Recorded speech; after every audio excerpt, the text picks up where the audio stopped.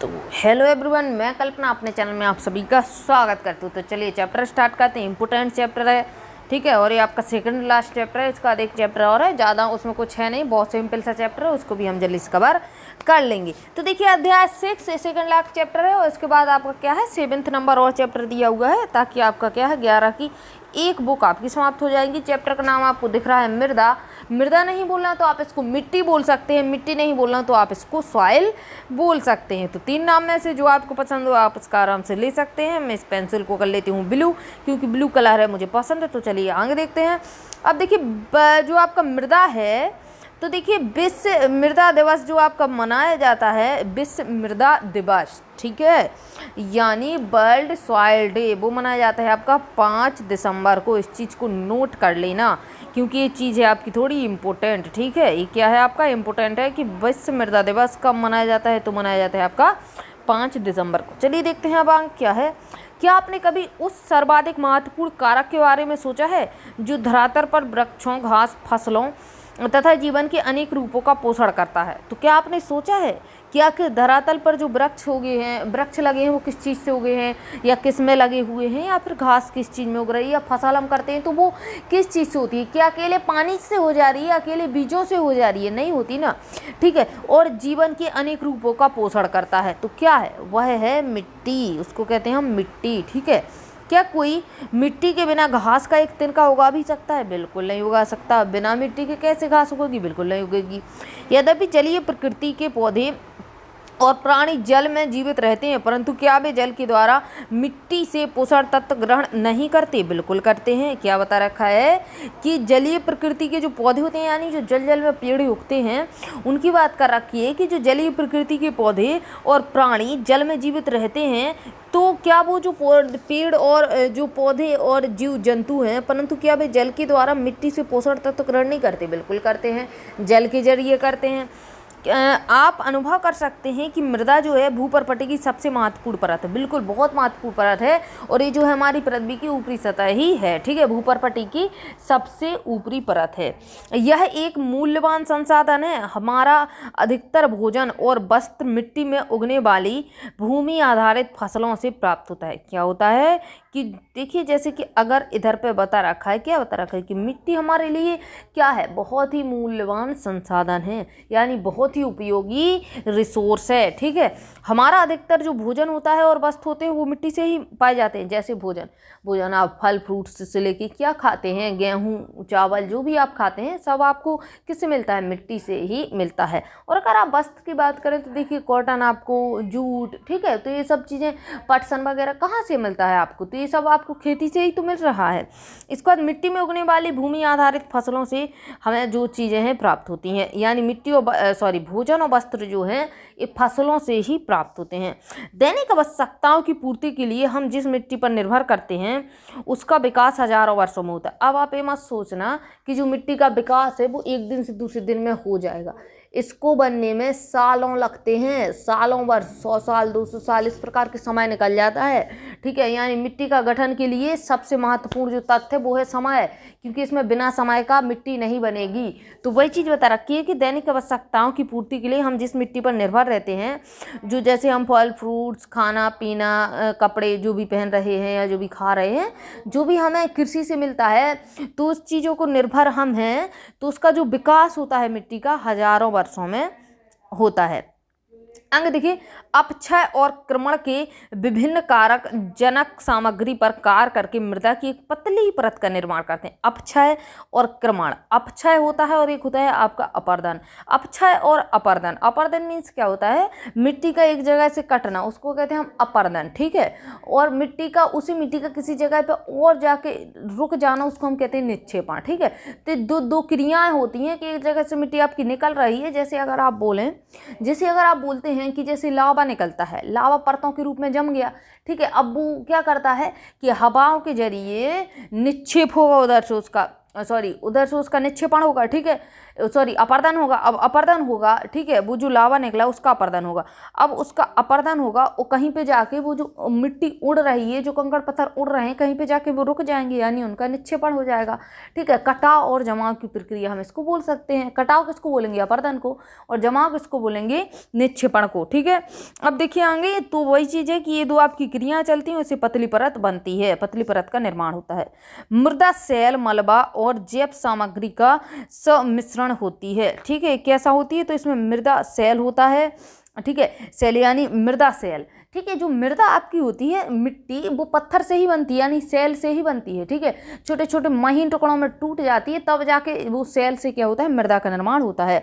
मलबा इसमें होता है और जैव सामग्री होती है, यानी इसमें जो आपके पोषक तत्व भी तो होते हैं, पोटास वगैरह, फास्फोरस वगैरह, नाइट्रोजन वगैरह, ये सब चीज़ें भी तो होती हैं मृदा में, ठीक है। वही तो जो होते हैं पेड़ पौधे लेते हैं, ठीक है। आगे देखिए, इसमें ऑक्सीजन भी होता है, क्योंकि आपने देखा होगा कि जमीन में काफ़ी सारे जीव जंतु रहते हैं, तो वो ऑक्सीजन उनको लगती है, कहाँ से सांस लेते होंगे? ऑक्सीजन ही से तो लेते होंगे, तो ऑक्सीजन भी उसमें होती है। तो चलिए देखिए, ये सब चीज़ें उसमें होती हैं मृदा में, जो पृथ्वी की सतह पर विकसित होते हैं, यानी पृथ्वी की सतह पर मिलेंगे।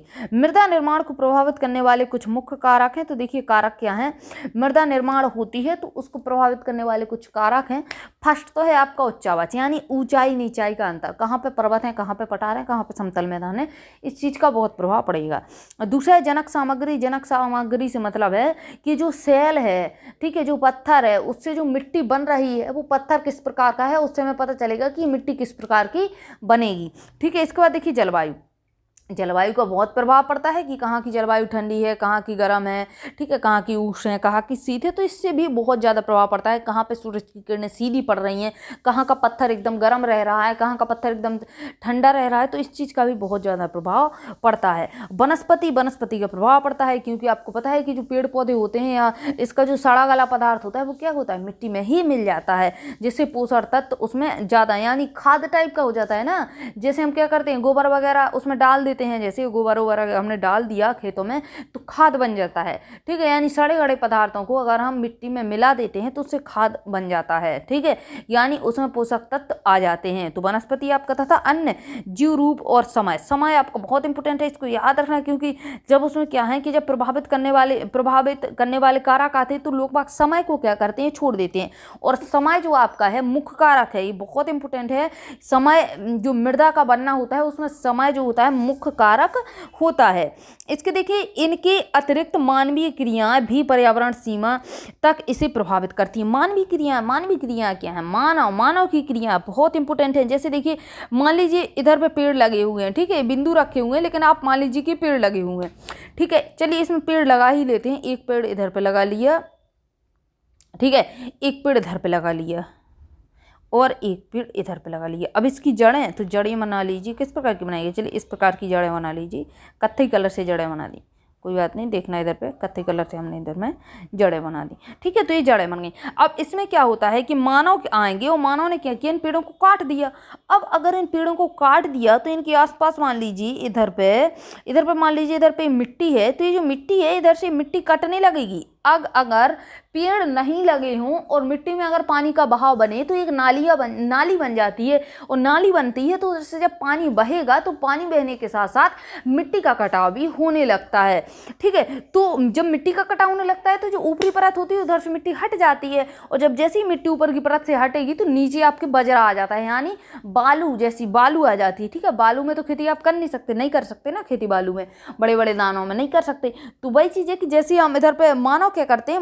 मानवीय क्रियाओं से मतलब है मानव ने क्या किया? इस पेड़ को इतना काट दिया, पेड़ को पूरा काट दिया, पेड़ को साफ कर दिया। पेड़ साफ हो गया तो वो जड़ें होती हैं, वो जड़ें क्या करती हैं? एक तो पानी को रोकती हैं, जो पानी तेज बहता है उसकी गति को धीमी करती हैं, कुछ पानी को रोक लेती हैं, क्योंकि जड़ों के द्वारा ही पानी जाता है पेड़ में, पूरी शाखाओं में पेड़ में पानी, ठीक है। और दूसरी बात क्या होती है कि जहाँ जहाँ जड़ें फैली होती हैं पेड़ की, उतनी जगह की मिट्टी को जो जड़ें होती हैं उसको मिट्टी को बांध के रखती हैं, और जब मिट्टी को बांध के रख रही हैं जड़ें तो मिट्टी भी नहीं बहाव करेगी ना, यानी मिट्टी का अपर्दन भी नहीं होगा और पानी का बहाव भी रुक जाएगा। और अभी दोनों चीज़ें अगर मानव ना काटे पेड़ को तो ये चीज़ें अच्छी से रहेंगी, लेकिन क्या होता है मानव अगर इस चीज़ को काट देता है और जैसे ही मानव पेड़ को काटेगा तो वहाँ पर चीज़ें प्रभावित होगी। तो वही चीज़ है कि पेड़ पौधों से मानव क्या करता है कि उसमें काटाकूटी करता है तो उससे चीज़ें डिस्टर्ब होती हैं।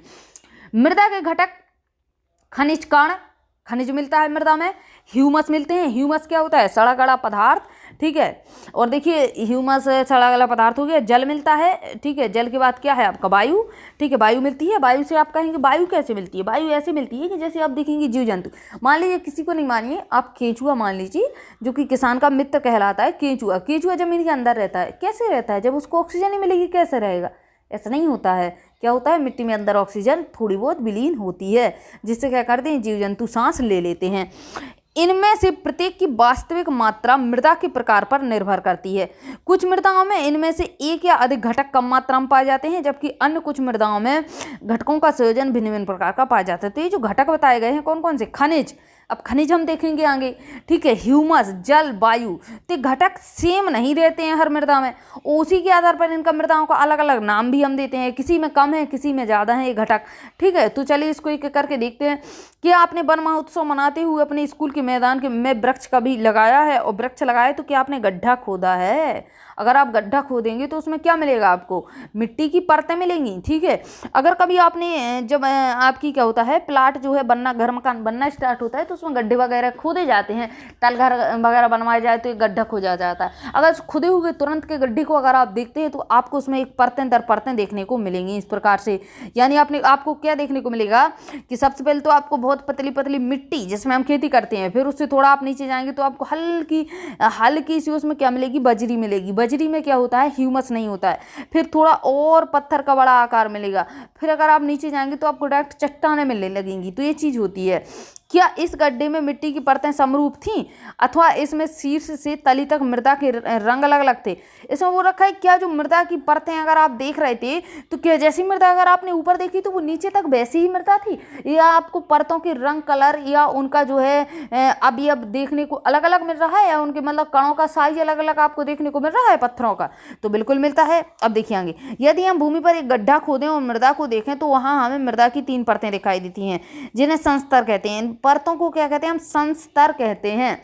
का संस्तर, सबसे ऊपरी वाली परत को हम क्या कहेंगे? का संस्तर। सबसे ऊपरी खंड होता है जहां पौधों की वृद्धि के लिए अनिवार्य जैव पदार्थों का खनिज पदार्थ, इधर पे क्या होता है जो का संस्तर होता है, सबसे ऊंचा वाला संस्तर।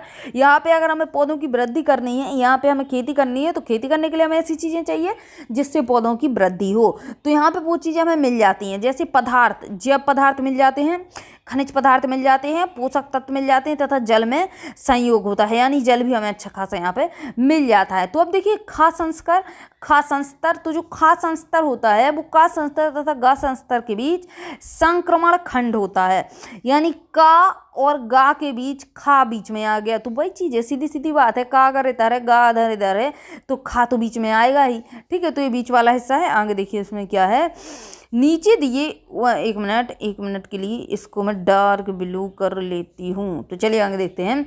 जिससे नीचे ऊपर दोनों से पदार्थ प्राप्त होता है, जिसमें कुछ जैविक पदार्थ होते हैं तथापि खनिज पदार्थ का अपक्षय स्पष्ट नजर आता है।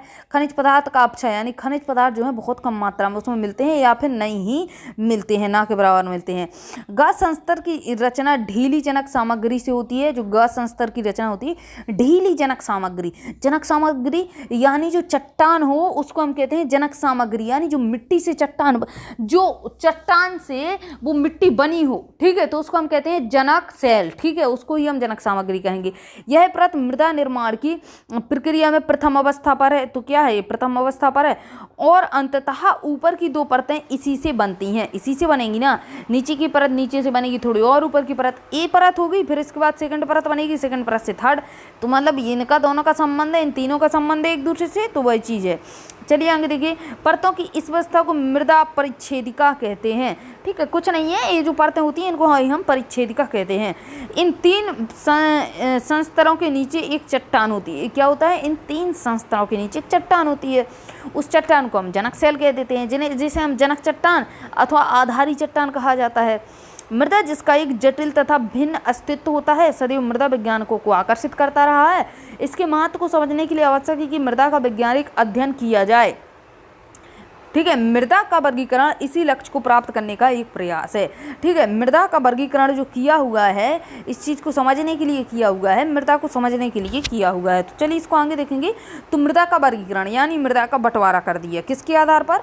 तो मृदा में भिन्न भिन्न प्रकार की क्या होती है? मृदा में भिन्न भिन्न प्रकार के, एक तो उच्चावच यानी आपको ऊंचा नीचा स्थान मिलेगा। भू आकृतियाँ आपको अलग अलग देखने को मिलेगी।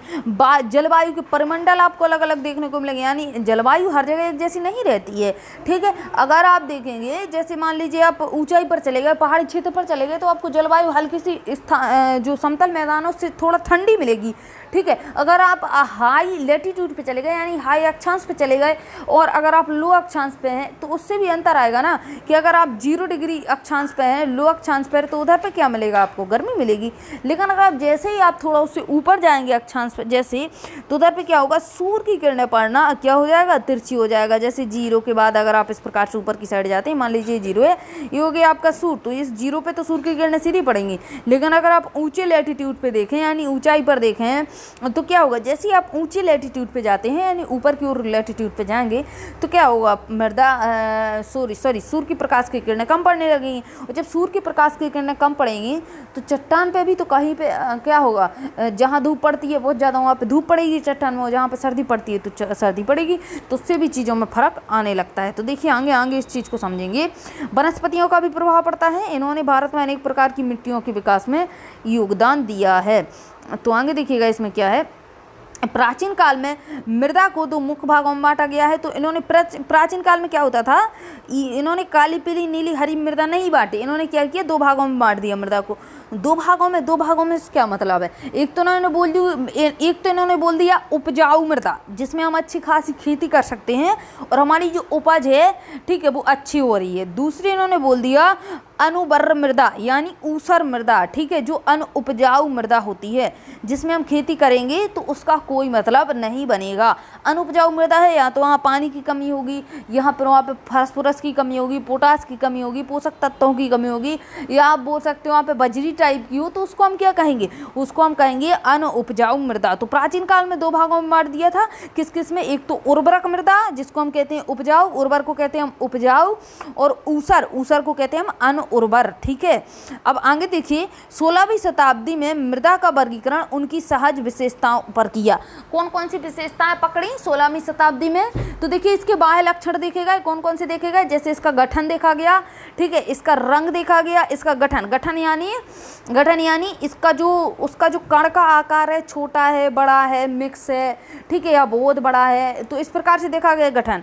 दूसरा देखा गया रंग, इसका लाल रंग है कि पीला रंग है, ठीक है, या काले रंग है या लेटराइट है, मतलब हल्का लाल है, तो इस प्रकार से देखा गया।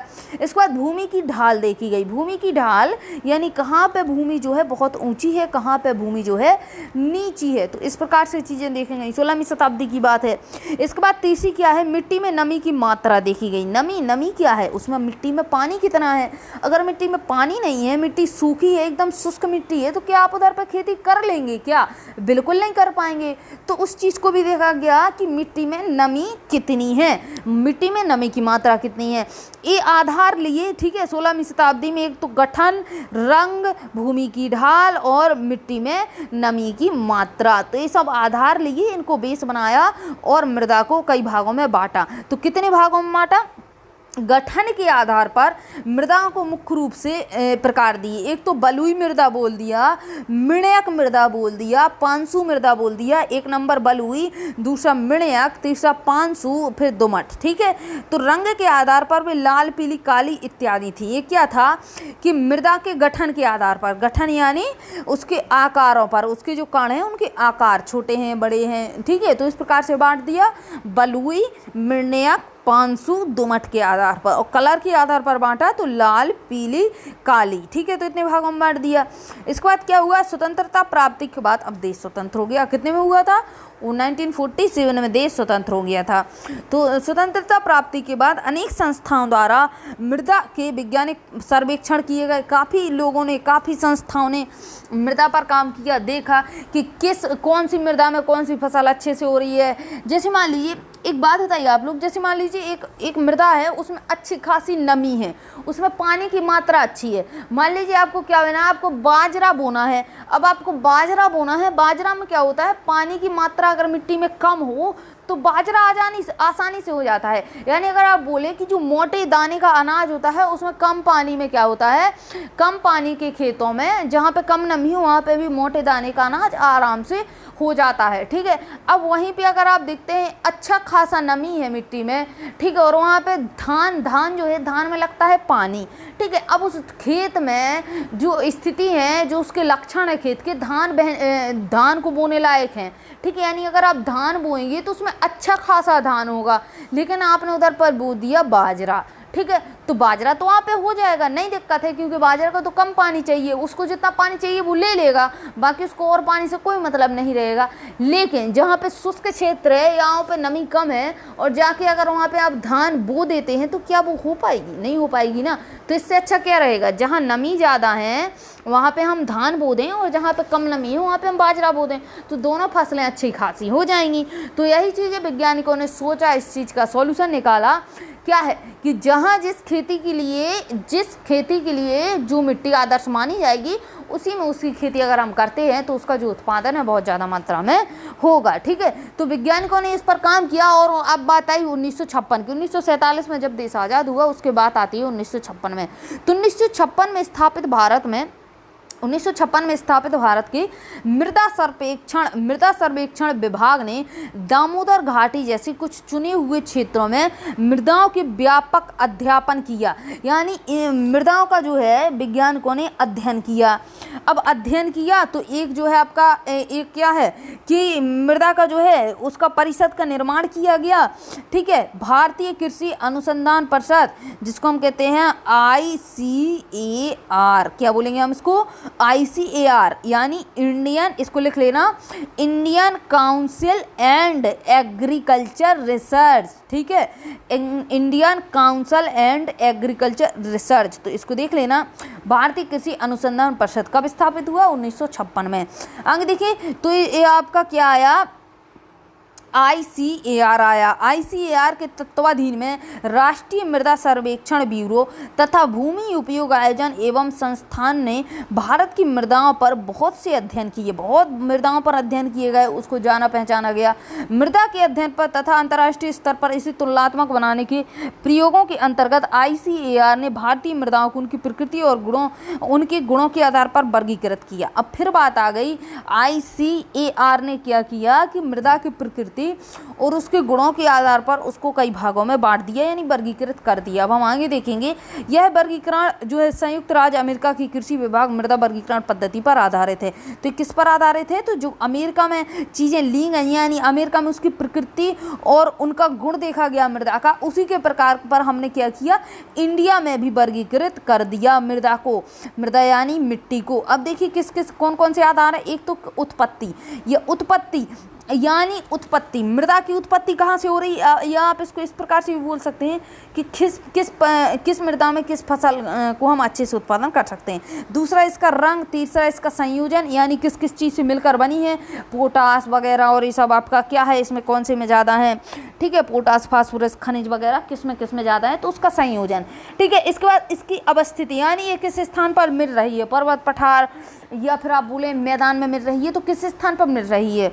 तो अवस्थिति के आधार पर भारत की मिट्टी को निम्नलिखित प्रकारों में वर्गीकृत किया गया है। कौन कौन सी मिट्टी? तो फर्स्ट नंबर पे तो रखी जलोढ़ तो आप पढ़ चुके हैं गंगा के मैदानों में। दूसरी बात है काली मिट्टी। तीसरी बात है आपकी लाल या पीली। अब लाल पीली मिट्टी अलग अलग नहीं है, लाल मिट्टी पर ही जैसे पानी का छिड़काव होता है तो वो हल्की सी पीले कलर की दिखने लगती है, तो उसको ही हम पीली मिट्टी कह देते हैं। तो फर्स्ट में क्या है, जड़ोर को हम गंगा के मैदानों में पढ़ चुके हैं। नई जड़ोर, पुरानी जड़ोर हमने देखा था, आगे भी देखेंगे। काली मिट्टी, ठीक है, काली आपने सुनी होगी। लाल या पीली मिट्टी, ठीक है, लाल और पीली मृदा, इसको हम बोल सकते हैं लैटेराइट मिट्टी। 5 नंबर शुष्क मृदा। शुष्क का मतलब क्या होगा, बिल्कुल सूखी हुई। लवड़ीय मृदा, ठीक है, और क्या है आपका पिटमय मृदा है। और वन मृदाएं। तो ये सब आपकी मृदाएं हो गई। कितनी बांट दी इन लोगों ने? 8 भाग में बांट दी। तो कुछ भाग तो हम लोग आज पढ़ेंगे और कुछ पढ़ेंगे काल के पाठ में। तो चलिए इसको एक एक करके देखते हैं। तो सबसे पहले हम बात करेंगे किसकी? जड़ोर। जड़ोर मृदा कहाँ पाई जाती है? सबसे बड़ा इसका क्वेश्चन कि जड़ोर मृदा पाई कहाँ जाती है। ठीक है, तो कहाँ पाई जाएगी? गंगा के मैदानों में पाई जाती है। या फिर आप बोलते हैं कि उत्तर भारत में मृदा, उत्तर भारत में जड़ोर मिट्टी पाई जाती है। आगे देखिए, जड़ोर मृदाएं उत्तर भारत और नदी घाटियों के विस्तृत भागों में पाई जाती हैं। वैसे भी आपको पता है कि जो आपकी नदी होती है जो निक्षेप कर देती है, उससे ही क्या बनती है? उससे ही जड़ोर मृदा का निर्माण होता है। तो अगर आप देखेंगे कि जो आपका गंगा का मैदान है, या आप इसको उत्तर भारत के मैदान बोलें, तो उत्तर भारत के मैदान में आपको पता है कि गंगा का जो पूरा तंत्र है वो पूरी तरीके से फैला हुआ है।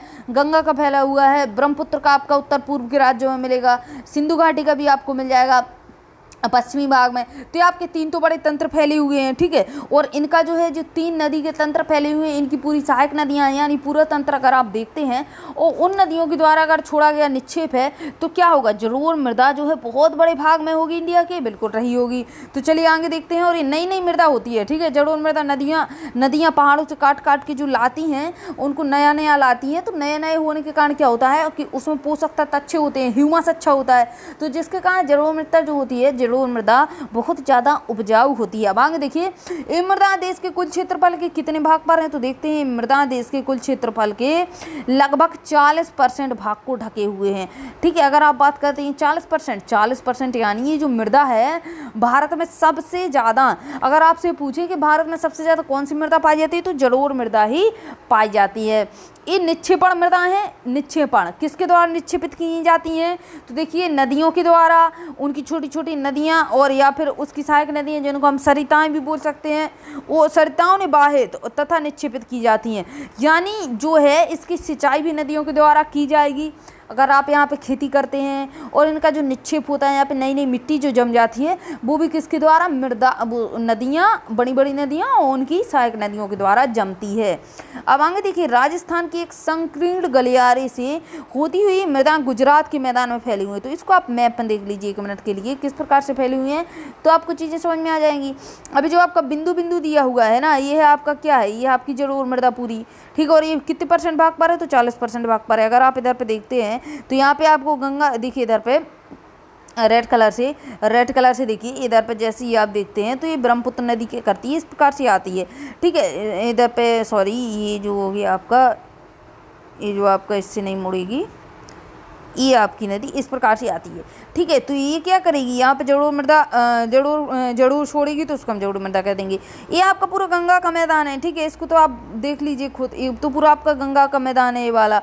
ठीक है, लेकिन अगर आप इधर पे देखते हैं तो यहाँ पे भी कुछ नदियाँ बहती हैं। ठीक है, इतनी बात हो गई। तो वही चीज़ बता रखा है कि राजस्थान के एक सकरी क्षेत्र से, ये सकरा हुआ आपको क्षेत्र दिख रहा है पतला पतला सा, इस सकरी क्षेत्र से निकल के ये जो मृदा है कहाँ पे फैली हुई है? तो पूरे गुजरात में फैली हुई है। तो वही चीज़ बता रखा है कि गुजरात में, और अगर आप इस साइड जाते हैं तो इस साइड भी आपको देखने को मिलेगी असम में, क्योंकि असम में पूरे में आपका क्या है? असम में पूरे में ब्रह्मपुत्र नदी निकली हुई है। ब्रह्मपुत्र नदी के कारण मृदा तो आपको देखने को मिलेगी। इतनी बात हो गई। अभी क्या मिलती है? किनारों पर भी मिलती है। क्यों मिलती है किनारों पर? क्योंकि आप देखते हैं कि पूरब की ओर बहने वाली नदियाँ क्या करती हैं? डेल्टा बनाती हैं। डेल्टा बोले तो सारा जो कुछ लिए रहती हैं मलबा वगैरह सब छोड़ देती हैं। अब उसको छोड़ देंगी तो क्या है? उस भाग में क्या होगा? मिट्टी जमेगी और वो मिट्टी बहुत ज़्यादा उपजाऊ होती है, जिसको हम क्या कहते हैं? जड़ोर मिट्टी कहते हैं। ठीक है, तो ये चीज़ें आपकी सबसे ज़्यादा कौन सी मृदा है? तो जड़ोर मृदा ही आपकी है। अब चलिए इसको आगे देखेंगे कहाँ पर थे। तो एक गुजरात के मैदान में फैली हुई है। सकरा गलियारा कहाँ पे है? राजस्थान में। इस चीज़ को याद रखना कि पूरे गुजरात में फैली हुई है। थोड़ा बहुत और भी भाग है।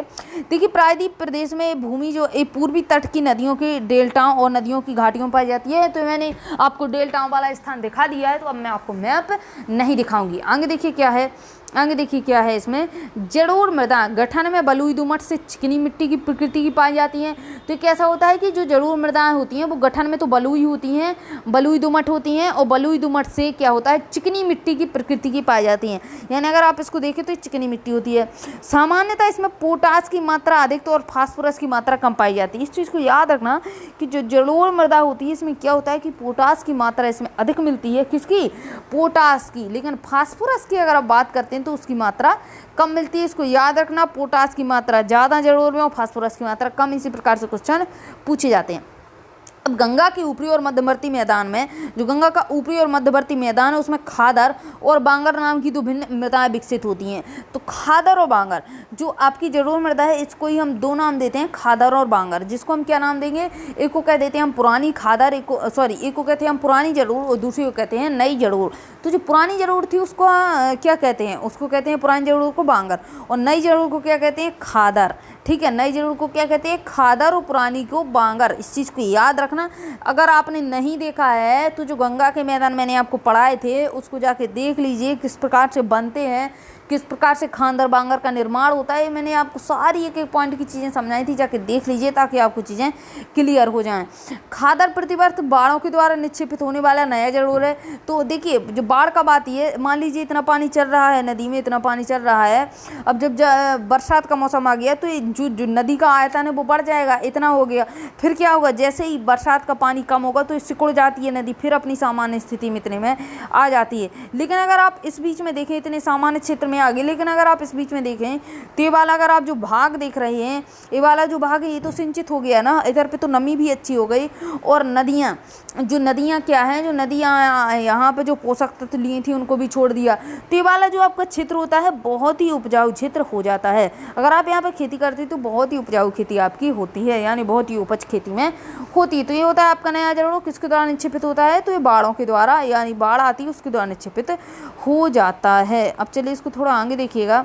आगे देखेंगे क्या है, जो महीन गाद होने के कारण मृदा की उर्वरकता बढ़ा देता है। तो ये चिकनी मिट्टी होती है हल्की सी, ठीक है, और इसमें जो गाद होती है उसके कारण क्या होता है कि मृदा की उर्वरकता यानी उपजाऊपन इसका बढ़ जाता है। अब देखिए आगे, बांगर पुराना जड़ोरक होता है। अभी हमने देखा था खादर, खादर क्या होता है, नया जड़ोरक है, लेकिन बांगर की बात करेंगे तो पुराना जड़ोरक है। अब देखिए, नया है तो नए में ज़्यादा उपजाऊपन होगा, पुराना है तो कम उपजाऊ रह जाएगा। ठीक है, जिसका जमाव बाढ़ग्रस्त क्षेत्रों से दूर होता है, थोड़ा दूर होता है। क्या होता है कि जो नया जड़ोल होता है, अब जैसे मिट्टी उसकी हल्की सी सूख जाती है तो वो उड़ जाता है, उड़ उड़ के अपने आसपास के क्षेत्रों में उसका जो है उसकी जो मिट्टी है चली जाती है। और वो जो मिट्टी आसपास के क्षेत्रों में चली जाती है उड़ के, अब क्या होता है कि वो मिट्टी वहाँ पर रुक जाती है। वो मिट्टी वहाँ पर रुक जाएगी तो वहाँ पे एक क्षेत्र बनता है पुराना जड़ोल। ठीक है, थोड़ा बाढ़ग्रस्त मैदान से दूर होता है। खादर और बांगर मृदाओं में कैल्शियमी ग्रंथक अर्थात कंकड़ पाए जाते हैं। कैल्शियम क्या होता है आपका, ठीक है, कैल्शियम आपका यानी चूना, चूना यानी पत्थर हल्के हल्के। तो देखिए, कंकड़ पाए जाते हैं। निम्न तथा मध्य गंगा के मैदान में ब्रह्मपुत्र घाटी में मृदाएं अधिक दुमटी और मृणयक पाई जाती है। इसको मैंने दिखा दिया आपको। पश्चिम से पूर्व की ओर इसमें बालू की मात्रा घटती जाती। क्यों घटती है, पश्चिम से अगर नदी आ रही है निकल के तो पूरब की साइड मात्रा क्यों घट जाती है बालू की, क्योंकि पश्चिम से क्या करती है, बहुत तेजी से आती है, लेकिन पूरब में जैसे ही चली आती है, इसकी जो चलने की क्षमता है वो धीरे धीरे कम होने लगती है। इसकी जो चाल अगर आप बोलते हैं वो धीरे धीरे हल्की हल्की कम होने लगती है। अब चाल कम होगी तो क्या करती है कि उस बड़े बड़े पत्थरों को धक्का नहीं दे पाती, यानी पानी बहाकर बड़े बड़े पत्थरों को नहीं ला सकता है। अब जब पानी बड़े बड़े पत्थरों को बहाकर नहीं ला सकता है तो यहाँ तक आते आते क्या होगा, वैसे भी यहाँ पर बड़े पत्थर छोड़ेगा, यहाँ पे इससे छोटे, यहाँ पे इससे छोटे, यहाँ से इस प्रकार से छोड़ता जाएगा।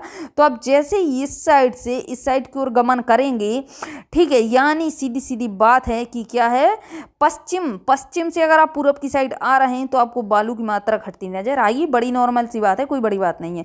जड़ोल मृदाओं का रंग हल्के धूसर से राख धूसर जैसा होता है। इसका रंग निक्षेपण की गहराई, जड़ोल के गठन और निर्माण में लगने वाली समावधि पर निर्भर करता है। जड़ोल मृदाओं पर गहन कृषि की जाती, क्यों की जाती है गहन कृषि, क्योंकि वहाँ पे जो है आपका जड़ोल मृदाओं में क्या होता है, कृषि का उत्पादन, जो खेती का उत्पादन होता है, जो फसल का बहुत अच्छी मात्रा में होता है, तो इसलिए क्या किया जाता है, यहाँ पर कृषि की जाती है बहुत अधिक मात्रा में। आगे देखिए काली मृदाएं, तो काली मृदाएं आपकी बहुत इंपॉर्टेंट है। समय इसको देख लेते हैं, तो अभी तो 33 मिनट हुआ है, कोई बड़ी बात नहीं है। थोड़ी और मृदाओं के बारे में, एक दो के बारे में पढ़ लेते हैं। तो देखिए काली मृदा, ब्लैक सॉइल, तो काली मिट्टी दक्कन के पठार के अधिकतर भागों पर पाई जाती है। याद रखना कहाँ पर, दक्कन के पठार। दक्कन के पठार आपको कहाँ पर मिलते हैं, तो दक्षिण भारत में दक्कन के पठार कुछ इस प्रकार से मिलेंगे, जैसे देखिए ये रहा, और यहाँ पे मिलेगा आपको दक्कन का पठार। ठीक है, तो यहाँ पर कुछ आपका दक्कन का पठार मिल जाएगा। तो इस दक्कन के पठार पर मिलती है हमें काली मिट्टी, जिसमें जो है आपका महाराष्ट्र का भाग आता है, ठीक है, गुजरात का भाग आता है, आंध्रा का भाग आता है, तमिलनाडु का भाग आता है। तो कुछ भाग शामिल हैं इन राज्यों के जहाँ पर काली मिट्टी पाई जाती है। गोदावरी और कृष्णा नदियों के ऊपर भागों, इसके ऊपरी भागों और दक्कन के पठार के उत्तर पश्चिमी भागों में गहरी काली मिट्टी पाई जाती है। अब ये सब तो छोड़ दीजिए आप लोग, ठीक है, क्योंकि जैसे देखिए अगर आप दक्कन का पठार हमने याद कर लिया तो वैसे भी आपको पता है कि गोदावरी कृष्णावरी दक्कन के पठार में ही बह रही है, ठीक है, तो हमें तो पता चल गया कि दक्कन के पठार में मृदा पाई जाती है, ठीक है, तो इसके किसके भाग के ऊपरी भागों में, किसके गोदावरी और कृष्णा के ऊपरी भागों में मृदा पाई जा रही है। चलिए इसको टॉपिक को थोड़ा आगे करते हैं। देखिए इधर पे इन मृदाओं को रेगर कहते हैं। इस चीज को याद रखना, एग्जाम में पूछता है कि रेगर मृदा किसे कहते हैं, तो काली मृदा को ही हम रेगर मृदा कहते हैं। तीसरी बात पूछी जाती है कपास वाली मृदा हम किसको कहते हैं, तो काली मृदा में कपास मृदा, काली मृदा को हम कपास मृदा कहते हैं। क्यों? क्योंकि इसमें कपास की खेती बहुत अच्छी होती है, इसको इसलिए इसको कपास की मृदा भी कहते हैं लोग बाकी, इसको काली मृदा को। आमतौर पर काली मृदा मिर्णियाँ गहरी और अपारगम होती हैं, गहरी यानी गहराई तक अगर हम इसको देखें तो काली मृदा आपको ज़्यादा गहरी मानी जाती है, ठीक है। अपारगम मीन्स क्या होता है, जिसके आर पार ना जाया जा सके, यानी अगर आप इसमें हल चलाते हैं क्योंकि बहुत ज़्यादा चिकनी होती है और इसके जो कण होते हैं बहुत छोटे छोटे होते हैं, ठीक है, यानी उनका गठन बहुत तेजी से और मतलब बहुत ही एक दूसरे से चिपके रहते हैं। अब एक दूसरे से चिपकने के कारण अपारगम में मीन्स होता है एक दूसरे के आर पार ना जा पाना, ठीक है। तो क्या होता है कि अगर हम इस मिट्टी को खोदने की कोशिश करें तो खुदाई में क्या होता है कि खोद हम इसको नहीं सकते हैं, बहुत मजबूत होती है, तो इसको खोदने के लिए बहुत मजबूती से हमें खोदना पड़ता है। तो चलिए आगे देखिएगा, इसको थोड़ा आगे देखते हैं। ये मृदा गीले होने पर फूल जाती है। क्या होता है कि जैसे ये मृदा गीली होती है तो इसमें जैसे ही पानी पड़ता है, जैसे पहली बार इसका पानी पड़ गया तो ये मृदा हल्की सी फूल जाती है और चिपचिपी हो जाती है। फूलने के साथ साथ क्या होता है, चिपचिपी हो जाती है। क्यों? क्योंकि बहुत ही चिकनी होती है। सूखने पर ये सिकुड़ जाती है। अब जैसे ही फूलती है, ठीक है, फूल गई, ठीक है, इतनी मृदा थी, फूल के इतनी हो गई पानी पड़ने से। अब पानी उसमें पड़ जाएगा तो फूलेगी ना, पानी की मात्रा भी उसमें पड़ गई तो फूलेगी, नॉर्मल बात है, ठीक है, फूल गई। अब जैसे ही सूखती है, सूखने से क्या होता है कि उसमें जो पानी डाला गया था वो वाष्प के रूप में निकल जाता है। अब बची मृदा अकेली, तो अब क्या होती है कि वो जितनी जगह पर फैली थी वो सिकुड़ जाएगी, और सिकुड़ने के कारण क्या होता है, मिट्टी में पड़ जाती हैं दरारें, ठीक है। इस प्रकार शुष्क ऋतु में इन मृदाओं में चौड़ी चौड़ी दरारें देखने को मिलेंगी। इस समय ऐसा प्रतीत होता है जैसे इसमें स्वतः जुताई हो गई हो। तो स्वतः जुताई वाली मिट्टी किसे कहा जाता है, इस प्रकार से क्वेश्चन आया है आपके एग्जाम में, पूछा जाता है, कई बार पूछा गया है। तो काली, रेगर, कपास की मिट्टी और स्वतः जुताई, तो ये तीनों के लिए हमें काली मिट्टी को टिक कर देना है।